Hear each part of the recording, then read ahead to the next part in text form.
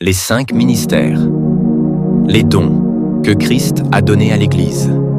Le corps de Christ n'a pas été laissé sans guide ni direction. Jésus-Christ, après sa résurrection, a donné à l'Église 5 ministères majeurs pour conduire, enseigner, former et protéger les croyants.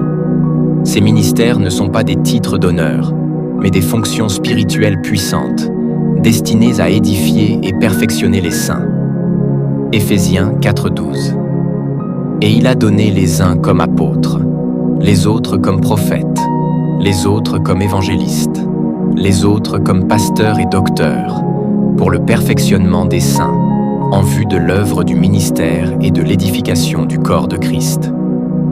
Premier, l'apôtre, le fondateur du royaume. L'apôtre est un envoyé spécial, un pionnier spirituel chargé de poser les fondements de l'Église. Fonction principale. Établir des églises et des structures spirituelles. Apporter des révélations profondes pour orienter le corps de Christ.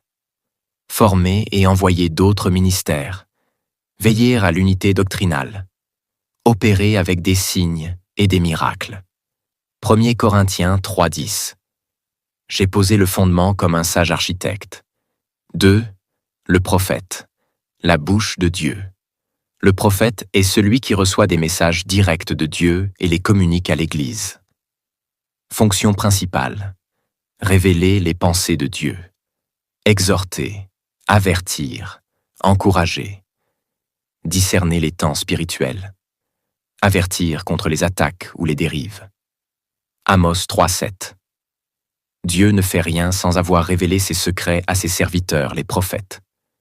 1 aux Corinthiens 14:3. Celui qui prophétise parle aux hommes, les édifie, les exhorte, les console. 3. L'évangéliste, le gagneur d'âmes. L'évangéliste est animé d'un zèle pour le salut des âmes. Il va partout pour proclamer la bonne nouvelle. Fonction principale. Prêcher la croix et le salut en Christ. Appeler les âmes à la repentance. Travailler dans les rues, les villes, les campagnes, etc. Impacter les foules par l'onction du salut. Actes 8, 5-8. Philippe évangélise à Samarie, des miracles se produisent et une grande joie remplit la ville. 4. Le pasteur, le berger du troupeau. Le pasteur est un gardien, un nourricier et un protecteur spirituel du peuple de Dieu. Fonction principale. Enseigner, corriger, nourrir le peuple de Dieu. Veiller sur les âmes avec amour et patience. Intercéder pour les brebis. Protéger contre les loups spirituels. Faux enseignants. Fausse doctrine. 1 Pierre 5, 2-3. Paisser le troupeau de Dieu, non par contrainte, mais volontairement, en étant les modèles du troupeau. 5. Le docteur, enseignant. Le formateur en profondeur. Le docteur est celui qui explique clairement la parole de Dieu, verset après verset, pour fortifier l'Église. Fonction principale. Enseigner les doctrines fondamentales. Corriger les fausses interprétations. Former les disciples à la maturité. Apporter la lumière et la compréhension biblique. 2. Timothée 2:15. Efforce-toi de te présenter devant Dieu comme un ouvrier, dispensant droitement la parole de la vérité. Un corps, plusieurs fonctions. Les 5 ministères sont comme les doigts d'une main.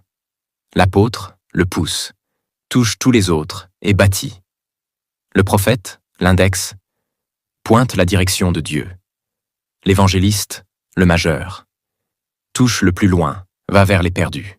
Le pasteur, l'annulaire, porte l'alliance avec l'Église.